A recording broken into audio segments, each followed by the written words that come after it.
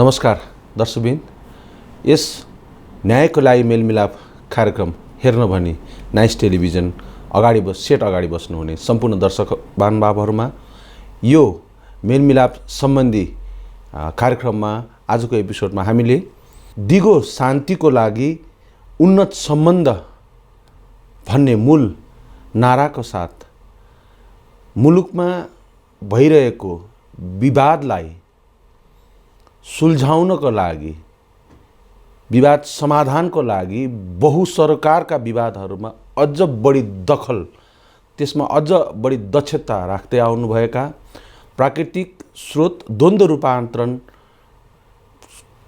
संस्थाबाट आजको यो एपिसोडमा द्वन्द्व रूपान्तरण का कार्यकारी निर्देशक चुप थापाज्यूलाई हामीले निम्तो गरेको छौँ। चुप सर, यहाँलाई यो मेलमिलाप कार्यक्रममा स्वागत गर्न चाहन्छु। धन्यवाद। यो विवादको सन्दर्भलाई लिएर यहाँहरूको संस्था जुन प्राकृतिक स्रोत द्वन्द्व रूपान्तरण भन्ने संस्था छ, जुन संस्थाले अहिलेसम्म गर्दै गर्नुभएका काम गतिविधिहरू कस्ता किसिमको विवादहरूलाई तपाईँले हेर्दै हुनुहुन्छ, त्यसलाई संक्षिप्तमा भनिदिनुहोस् न। हामी प्राकृतिक स्रोत द्वन्द्व रूपान्तरण केन्द्र नेपाल 2070 साल जेठ 27 गते स्थापना भइसकेपछि हाम्रो पुरै ध्यान शान्ति निर्माणमा केन्द्रित रहेको छ र अहिले हामीले सञ्चालन गरेको अभियानहरू खास गरी दुईवटा अभियानहरू छन्। एउटा प्राकृतिक स्रोतसँग सम्बन्धित, खास गरी जल जङ्गल र जमिनसँग सम्बन्धित ठुला विवादहरू, बहुसरकारवाला विवादहरूमा हामीले काम गरिरहेका छौँ भने अर्को चाहिँ जति पनि अन्तर्व्यक्ति विवादहरू यो सामुदायिक मेलमिलाप अभियानको माध्यमबाट ती विवादहरूमा हामीले काम गरिरहेका छौँ र यी बहुसरकारवाला ठुला विवादहरूमा काम गर्नको लागि हामीले द म्याकडोनल्ड फाउन्डेसनसँगको सहकारितामा नेपालको 17वटा जिल्लाहरूमा काम गरिरहेका छौँ भने सामुदायिक मेलमिलाप सम्बन्धी अभियानमा हामीले द एजिया फाउन्डेसनको सहयोगमा हामीले 5वटा जिल्लाहरूमा यो अभियानलाई सञ्चालन गरिरहेका छौँ। यहाँको जुन संस्था, जुन प्राकृतिक द्वन्द्व रूपान्तरण केन्द्र भन्ने जुन संस्थाले 5वटा जिल्लाहरूमा कस्तो किसिमको गतिविधिहरू, कसरी त्यसमा चाहिँ कार्यक्रमहरू गतिविधिहरू गरिराख्नु भएको छ? जस्तो 5वटा जिल्लाहरू सिन्धुपाल्चोक, दोलखा, रसुवा, नुवाकोट र काभ्रे पलाञ्चोकमा हामीले यो अन्तर्व्यक्ति विवादहरू, खास गरी यो मेलमिलाप सम्बन्धी ऐन र नियमावलीले बताएअनुसार नेपालको संविधान र कानुनले व्यवस्था गरेअनुसार देवानी प्रकृतिका र मेलमिलापबाट समाधान गर्न मिल्ने भनेर जति पनि विवादहरू सूचीकृत गरिएको छ, ती विवादहरूमा मेलमिलापकर्ताहरूको उत्पादन गर्ने र हरेक वडाहरूमा स्थानीय सरकारसँगको समन्वयमा मेलमिलाप केन्द्रहरू स्थापना गर्ने र प्रक्रियागत ढङ्गले एउटा मेलमिलापको प्रक्रियाबाट तालिम प्राप्त मेलमिलापकर्ताहरूको परिचालनबाट ती विवादहरूलाई समाधान गर्नको लागि प्रयत्न गर्ने हामीले काम गरिरहेका छौँ र अहिलेसम्मको अवस्था हेर्ने हो भने यो 5वटा जिल्लामा करिब 9000 को हाराहारीमा विवादहरू समाधान भइसकेका छन् र यसको लागि हामीले सबभन्दा महत्त्वपूर्ण पाटो भनेको अहिले स्थानीय सरकारसँगको समन्वय, न्यायिक समितिसँगको समन्वयमा हरेक वडामा मेलमिलाप केन्द्रहरू स्थापना गर्ने हाम्रो एउटा रणनीति रहेको छ र जसअनुसार हामीले 400 भन्दा बढी मेलमिलाप केन्द्रहरू स्थापना गरिसकेका छौँ र ती मेलमिलाप केन्द्रहरूमा 3000 भन्दा बढी मेलमिलापकर्ताहरू परिचालित हुनुहुन्छ र मेलमिलापकर्ताहरूले न्यायिक समितिमा आएका विवादहरूलाई हरेक वडामा स्थापना भएको मेलमिलाप केन्द्र मार्फत सहजीकरण गर्दै सबै पक्षको, खास गरी विवादमा संलग्न पक्षहरूको एउटा जितजितको अवस्था हुने गरी चाहिँ काम गरिराख्नु भएको छ। यहाँले भन्नु खोज्नु भएको 400 भन्दा बढी मेलमिलाप केन्द्रहरू प्राकृतिक स्रोत द्वन्द्व रूपान्तरण केन्द्रकै मेलमिलाप केन्द्रको रूपमा स्थापना गरिसक्नु भएको छ भन्नु खोज्नुभएको? एकदमै। हामीले जबकि यो 2072 सालको महाभूकम्प पछाडि जति पनि एउटा विवादहरू, बेमेलहरू गाउँमा आए, त्यस पश्चात द एजिया फाउन्डेसनको सहयोगमा हामीले यो अभियानलाई सुरुवात गऱ्यौँ। त्यो बेलामा स्थानीय सरकारको चुनाव पनि भइसकेको थिएन र त्यो बेलादेखि नै हामीले काम सुरुवात गऱ्यौँ। तर जब स्थानीय सरकार एउटा निर्वाचित भइसकेको अवस्थामा र न्यायिक समिति बनिसकेको अवस्थामा हामीले अब यो सबै अभियान भनेको स्थानीय सरकारको अभियान हो र हामी सङ्घ संस्था भनेको यसको सहयोगी मात्रै हौँ भन्ने हामीले महसुस गऱ्यौँ। त्यसो भएको हुनाले जति मेलमिलापकर्ताहरू उत्पादन भएका छन् ती मेलमिलापकर्ताहरूलाई न्यायिक समितिको आह्वानमा मेलमिलापकर्तालाई हरेक वडाहरूमा सूचीकृत गर्ने र ती सूचीकृत मेलमिलापकर्ताहरूको माध्यमबाट चाहिँ विवाद समाधानमा सहयोग पुर्याउने भन्ने हिसाबको हाम्रो रणनीति हो र त्यो अनुसार अहिले हामी के भन्छौँ भने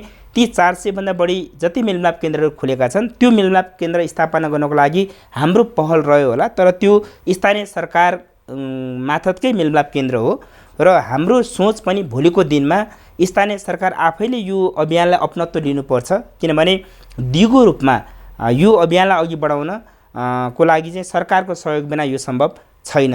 अनि यहाँहरूको जुन तालिममा यो मेलमिलाप सम्बन्धी जुन अहिले बनिरहेको पाठ्यक्रम परिषदबाट निर्धारण गरेको पाठ्यक्रम बमोजिम नै ती मेलमिलापकर्ताहरू त्यसरी नै उत्पादन गरिएको अवस्था हो?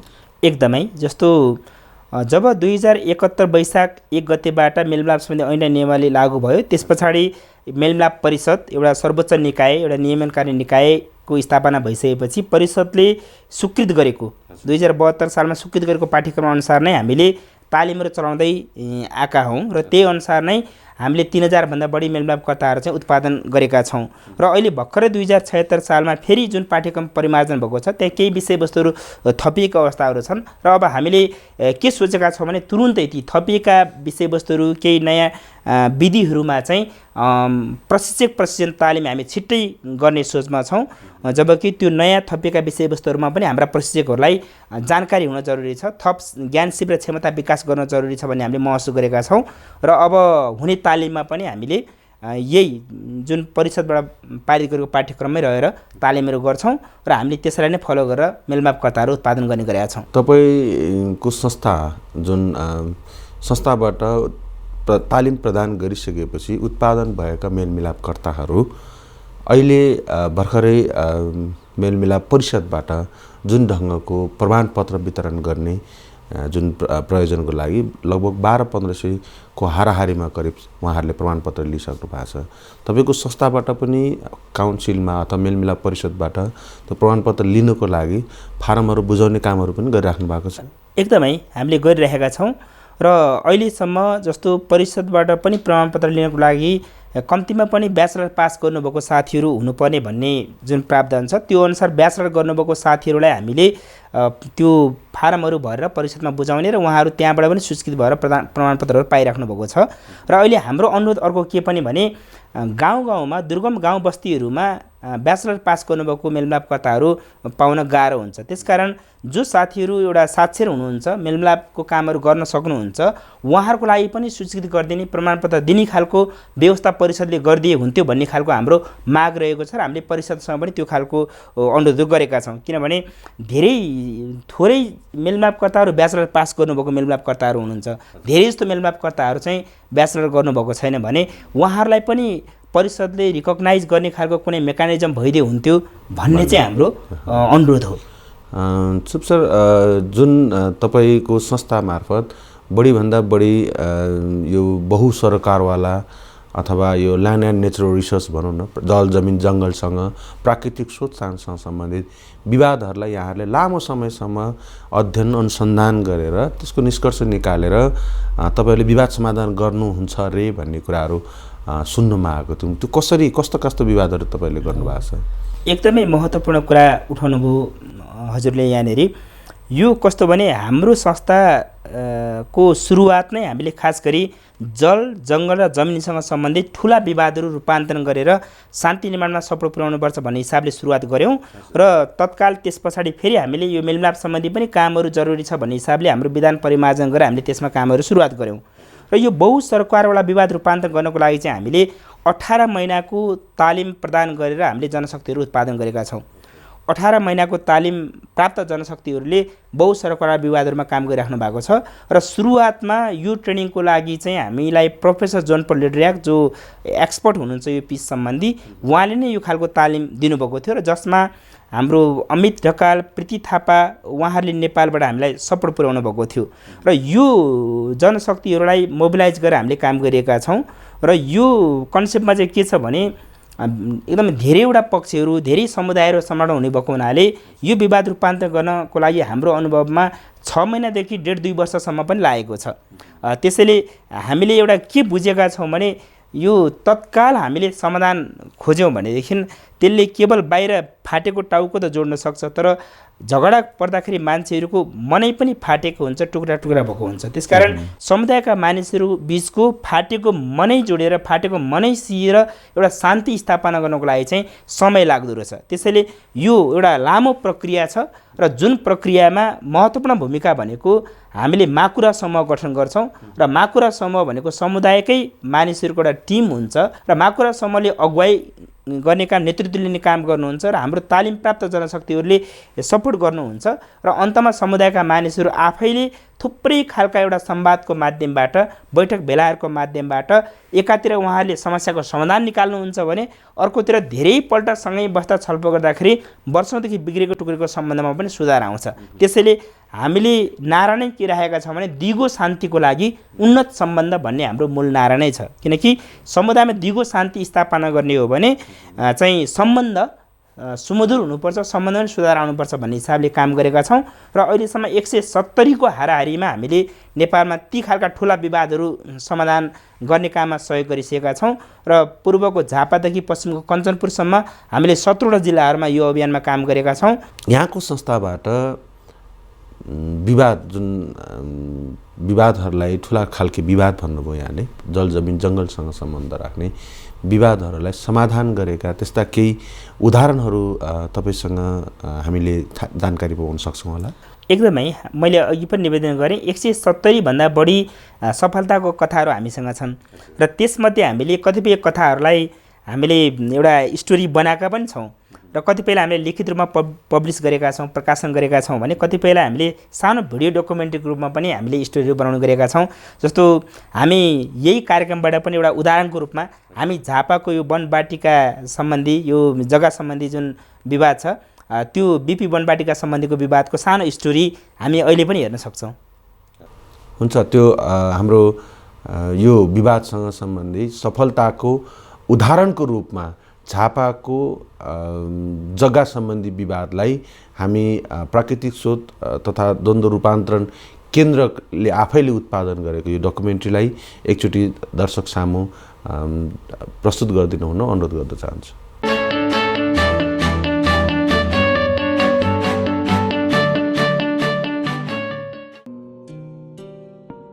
झापा जिल्लाको कन्काई नगरपालिका 5 तुलसीबारीमा रहेको बिपी वन वाटिकाको जमिन अतिक्रमणका सवालमा स्थानीय किसानहरू र समुदायका बीच झन्डै 3 दशकभन्दा लामो समयसम्म विवाद चल्यो।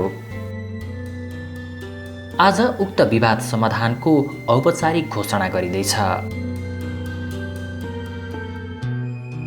सहमति पारितको संयुक्त बैठक 2074 चैत्र 5 गते कन्काई नगरपालिका 5 तुलसीबारी झापा आयोजक माकुरा समूह प्राकृतिक स्रोत द्वन्द्व रूपान्तरण केन्द्र नेपाल अन्तिम संयुक्त बैठकको रूपमा यसलाई हामीले ग्रहण गरेका छौँ। अब हाम्रा सानातिना कुराहरू केही तलमाथि भएका हुन सक्छन्, त्यो कुरालाई फेरि अर्को दिन हामी यही समाज, यिनै व्यक्तित्वहरूको अगाडि हामीले बोलेका कुराहरू पुरा गर्न हामी प्रतिबद्ध छौँ। गाउँको मध्य भागमा रहेको इलानी जमिनमा विक्रम सम्वत 2046 सालमा बिपी वन वाटिका स्थापना गरिएको थियो। त्यसको केही समयपछि नै स्थानीय केही कृषकहरूले वन वाटिकाको आसपासमा रहेको जमिन अतिक्रमण गरी भोग चलन गर्न थाले, जसले गर्दा किसान पक्ष र स्थानीय समुदायका बीचमा ठुलो विवाद सृजना भयो। यहाँका किसान र बिपी वन वाटिका बीचको विवादलाई थुप्रै पटक समाधान गर्ने प्रयास पनि भयो, तर ती सबै प्रयासहरू असफल भए। यही सेरोफेरोमा विक्रम सम्वत 2074 साल जेठ 22 गते प्राकृतिक स्रोत द्वन्द्व रूपान्तरण केन्द्रले यो विवाद समाधानका लागि पहल थाल्यो। विवादित पक्षहरूको सहभागितामा माकुरा समूह गठन गरियो। द्वन्द्वको नक्साङ्कन गर्नेदेखि दर्जनौं पटक छलफल गरियो। 13 पटक माकुरा समूहको बैठक बस्यो अनि करिब 8 महिनाको प्रयासपछि विक्रम सम्वत 2074 साल चैत्र 5 गते दुवै पक्ष सहमतिमा आए र शान्तिपूर्ण रूपमा द्वन्द्व रूपान्तरण भयो। यो माकुरा समूह गठन गरिदिनु भयो र दाइले चिन्ता नगर्नु, अब कसैसित पिर मान्ने काम पनि छैन, यसलाई रूपान्तरण गरेरै छोड्छौँ हामी भन्नुभयो। त्यो मेरो अभाग्य रहेछ, म त्यहाँ जानु उहाँहरूलाई भेट्नु नै मेरो अभाग्य रहेछ। आज यस्तो सुखद दिन जुन अहिले हजुरले गरेको प्रश्नको उत्तर, यो सुखद दिन पाउनु भएको मैले हिजो पनि मैले भनिरहेको थिएँ, मेरो जीवनको सबैभन्दा खुसीको दिन हो यो। म अब 74 वर्षको भएँ, अपाङ्ग पनि भएछु, तैपनि मलाई यो पाएर मरेँ भने म स्वर्ग जान्छु, यो रूपान्तरण पाएर मऱ्यो भने भनिरहेको थिएँ। त्यो आज सफल भएको देख्दा म एकदम हर्षोल्लासमा छु। नयाँ शैली र तरिकाबाट द्वन्द्वको समाधान गरिने यो प्रक्रिया परम्परागत तरिकाभन्दा बिल्कुलै फरक छ। त्यसैले यो नयाँ प्रक्रिया अन्तर्गत गठित माकुरा समूहले यो द्वन्द्व रूपान्तरणका लागि निकै महत्त्वपूर्ण भूमिका खेल्यो। पीडित पक्षहरूको मानमर्दनमाथि कहिल्यै आँच नआओस्, उहाँहरूको कुराहरू दिल खोलेर समाजमा राख्न सकुन् भन्ने मानसिकताका साथ हामी अगाडि बढ्यौँ। हाम्रो यो माकुरा समूह अगाडि बढ्यो, जसको परिणामस्वरूप उहाँहरूलाई हामीले कहिल्यै गाली गरेनौँ, उहाँहरूको मान गऱ्यौँ, उहाँहरूको सम्मान गऱ्यौँ, उहाँहरूको इज्जत गऱ्यौँ। परिणाम त्यसले के निम्ति आयो त भन्दाखेरि उहाँहरू आफ्नै मनभित्रबाट, देहभित्रबाट खुसीका साथ वास्तवमा यो सम्पत्ति संरक्षण गर्नुपर्ने रहेछ भन्ने मानसिकता हाम्रो समूह, हाम्रो माकुरा समूहले बोल्नुभन्दा पनि उहाँहरूले चाहिँ अन्तिम निष्कर्ष आफै खुल्यम रूपमा, सार्वजनिक रूपमा उहाँहरूले घोषणा गर्नुभयो। र मलाई लाग्छ उहाँहरूले जुन चाहिँ मनमा राख्नुभएको एउटा युगो थियो, त्यो युगो हामीसँग, हामी समूह बिचमा 7-8 महिना काम गरिरहेको पिरियडमा उहाँहरू आफैले त्यो उगारेर, उहाँहरूले मन माझेर हात मिलाएर चाहिँ यो सम्पत्ति सबैको दायित्व रहेछ भन्ने कुराको बोध उहाँहरूसँग गरेर आइसकेको आजको दिन भएको हुँदा हामी काम गर्ने मान्छे पनि उत्साहित छौँ। हामीभन्दा उत्साहित उहाँहरू हुनुहुन्छ। द्वन्द्व रूपान्तरणका लागि यहाँ अवलम्बन गरिएको प्रक्रिया स्थानीय निकायका लागि समेत सिकाइको विषय बनेको छ। सुरुवातदेखि नै यो विवादलाई नजिकबाट नियालिरहेका जनप्रतिनिधिहरू विवाद समाधानको यो प्रक्रिया स्थानीय तहका अन्य विवाद समाधानका लागि समेत सहयोगी हुने बताउँछन्। हाम्रो निमित्त यो सिकाइ हो। हामी यसलाई चाहिँ हाम्रो सके सम्भव भएसम्म हाम्रो चाहिँ न्याय सम्पादन प्रक्रियामा यो कुरालाई हामी दैनिक न्याय सम्पादनको प्रक्रियामा अवलम्बन गर्ने हामी भरमर्दुत प्रयत्न गर्नेछौँ। उहाँहरूसँग हामी मिलेर अन्य ठाउँको यस्तो सामूहिक द्वन्द्वको कुराहरूलाई व्यवस्थापन गर्ने कुराहरूमा स्वाभाविक रूपमा हामी लाग्ने नै छौँ, त्यसमा कुनै भएन। वन बाटिकाको जमिनको सवालमा विवाद सुरु भएपछि बोलचाल नै बन्द भएका समुदायका बीच अहिले सम्बन्ध सुमधुर बनेको छ। वन बाटिकाको वरिपरि सडक निर्माणका लागि किसानहरूले स्वस्फूर्त रूपमा आफ्नो जमिन दिएका छन्। अब यो ठाउँमा गाउँपालिकाको वडा कार्यालय, प्रहरी चौकी र स्वास्थ्य चौकी निर्माण गरिने सम्झौता भएको छ।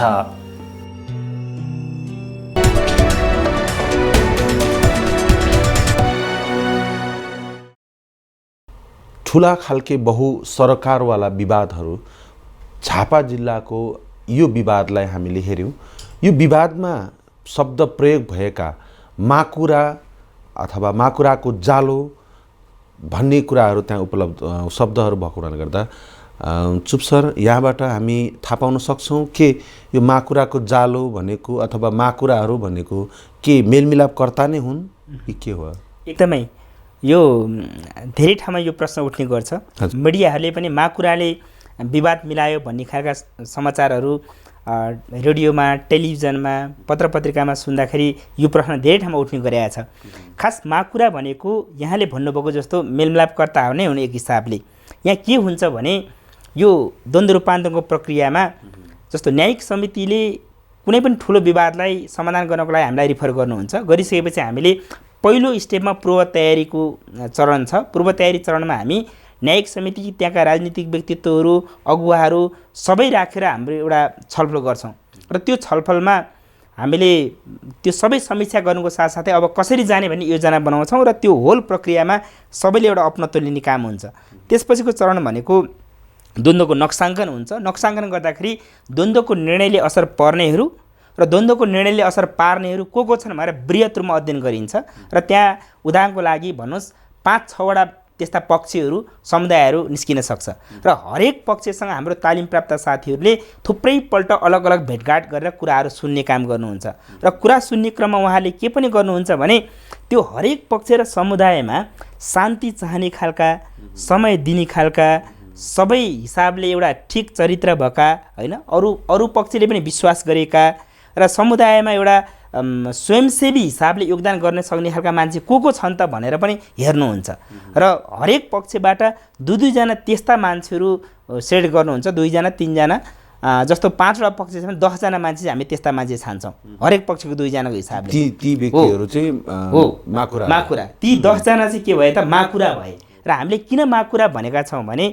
माकुराले जसरी एउटा जालो बनाएर थुप्रै एउटा पोइन्टहरूलाई जोडेर एउटा जालो बनाउँछ त्यसै गरी यी सदस्यहरूले चाहिँ एउटा सम्बन्धको जालोले हरेक पक्षसँग एउटा सम्बन्ध विस्तार गरेर सम्बन्धको जालोले जोड्दै माकुराले जसरी काम गर्ने भएको हुनाले हामीले माकुरा समूह भनेका हौँ र यी छनौट भएका यी मानिसहरूलाई हामी 3 दिनको अभिमुखीकरण गोष्ठी गर्छौँ क्षमता विकासको लागि।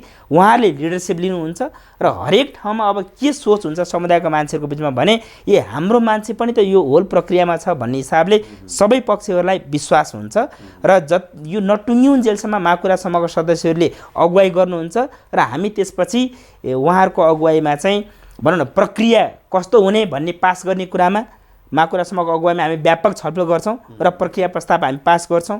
त्यसपछि सबै पक्षको हित समेट्ने गरी साझा सवाल र चासो के हो भन्ने कुराहरू खोज्छौँ र त्यो साझा सवाललाई पनि फेरि संयुक्त बैठकबाट हामी पास गर्छौँ।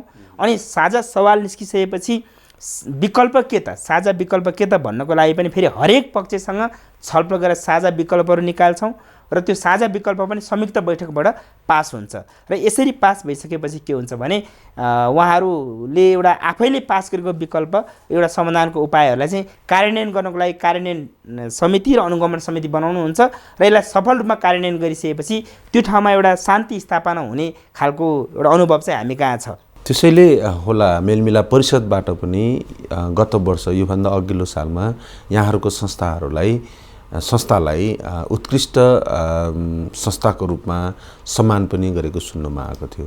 मलाई र जनता दर्शक सामुलाई के तपाईहरूले प्रयोग गर्ने खाट विधि भन्ने त्यस्तो केही शब्दहरू सुने त्यो विधिको विषयमा अलिकति प्रश्न पार्दिनुहोस्। एकदमै हजुरले भन्नुभएको जस्तो जब संयुक्त ठुलो भेला हुन्छ ठुलो बैठक हुन्छ त्यहाँ चाहिँ हामी खाट विधि प्रयोग गर्छौँ।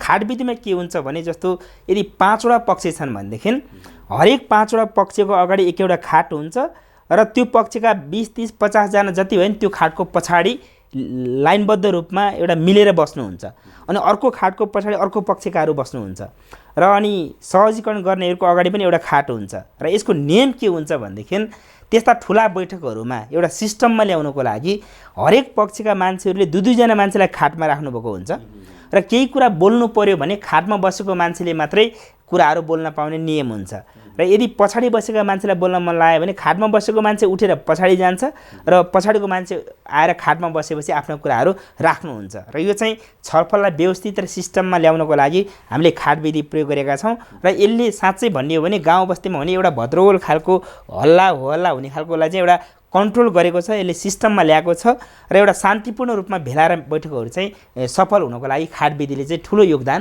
पुगेको छ। तपाईहरूले जुन विवाद समाधान गर्ने क्रममा सबल पक्ष राम्रो भद्र बलादमी गाउँको नेतृत्व गर्ने अभियन्ताहरू सबैलाई माकुराको रूपमा समेट्नुहुन्छ के तपाईहरूको विवादमा त्यस्तो केही छट्टु चाल गर्ने मिस्टर सी अथवा त्यस्ता सरकारवाला व्यक्ति जसले चाहिँ त्यो विवादलाई अझ बढी उस्काउने खालको त्यस्तो किसिमको अनुभूतिहरू पनि भएको छ तपाईहरूलाई? एकदमै यहाँले भन्नुभएको जस्तो जब हामी द्वन्द्वको नक्साङ्कन गर्छौँ नि नक्साङ्कन गर्ने बेलामा हामी बडो होसियार हुन्छौँ र हामी के ध्यान दिन्छौँ भने कहिलेकाहीँ विवाद अड्कियो भने यहाँ को भएको कारणले विवाद मिलेन भन्नुभन्दा पनि को छुट्यो र मिलेन भनेर हामी फेरि फर्केर हाम्रो प्रक्रियालाई रिभ्यू गर्छौँ किनभने को छुटेको छ त भनेर हामी हेर्छौँ। त्यही भएर कोही पनि मान्छे नछुटोस् भन्ने कुरामा हामी सचेत हुन्छौँ र कतिपय बेलामा कोही मान्छेलाई हामीले छुटायौँ भने त्यता छुटेका मान्छेहरू छुटेका समुदायहरूले त्यहाँ अवरोध खडा गर्ने स्थितिहरू आउँदो रहेछ। त्यस कारणले गर्दाखेरि कोही पनि पक्ष नछुटिकन सबै पक्षको हित हुने गरी, सबै पक्षले एउटा जित्ने गरी, सबै पक्षको चाहना पुरा हुने गरी यो प्रक्रियाले काम गर्छ भन्ने हिसाबले विश्वस्त नभएसम्म हामी अघि बढ्नु हुँदैन भन्ने हाम्रो सिकाइ भएको छ। यदि त्यसरी अघि बढ्यौँ भनेदेखि चाहिँ हजुरले भन्नुभएको जस्तो प्रक्रिया अड्किने, कसैले परै बसेर रिमोट थिचेर भाँजो हाल्ने होइन, किनभने त्यहाँ त छैन, टाढा बसेको हुनसक्छ तर उसले रिमोट थिचेर विवादलाई अड्काउने काम गरेको हुनसक्छ। त्यसकारण हामी के भन्छौँ भने म्यापिङ गर्ने बेलामा द्वन्द्वको निर्णयले प्रत्यक्ष असर पर्ने को छन्, तर निर्णयले असर नपरे पनि त्यो निर्णयमा असर पार्न सक्नेहरू चाहिँ को छन् त, कहाँ छन् त भनेर हामी एकदमै खोजी गर्छौँ। र जब सबै पक्षहरू त्यहाँ संलग्न हुन्छन् र सबै पक्षले एउटा स्पष्ट खालको, पारदर्शी खालको, समावेशी खालको, सबैलाई हित गर्ने खालको एउटा प्रक्रिया निर्माण गर्नुहुन्छ, त्यसपछि भने यस्तो समस्याहरू नआउने हुँदो रहेछ। यदि त्यहाँ त्रुटि गरियो भनेदेखि चाहिँ हामीलाई यो समस्याहरू आउन सक्छ। हुन्छ चुप सर, अब हाम्रो यो कार्यक्रममा यहाँको तर्फबाट जुन नाइस टेलिभिजन हेरिराख्नुहुने दर्शक महानुभावहरूलाई, विवादका पक्षहरूलाई के सन्देश, केही कुरा राख्न चाहनुहुन्छ भने एकचोटि राख्दिनु न। एकदमै मलाई के महसुस भएको छ भनेदेखि अहिले सरकारले समृद्ध नेपाल र सुखी नेपालीको नारा अगाडि ल्याएको छ। यदि समृद्ध नेपाल र सुखी नेपालीको नारालाई सफलीभूत पार्ने हो भने अब यो फाटेको अङ्ग सिएर होइन मान्छेको जीवन बचाउने हस्पिटलमा मात्रै होइन, फाटेको मन सिएर जीवन बचाउने हस्पिटलमा पनि सरकारले लगानी गर्नुपर्छ भन्ने मलाई लाग्छ। जस्तो कि अहिले देशमा खुलेका हस्पिटलहरूमा विशेषज्ञ डाक्टरहरूले धातुको सियोले सिउँदै कपासको धागोले टाँका लगाएर थुप्रै मान्छेहरूको जीवन बचाइराख्नु भएको छ।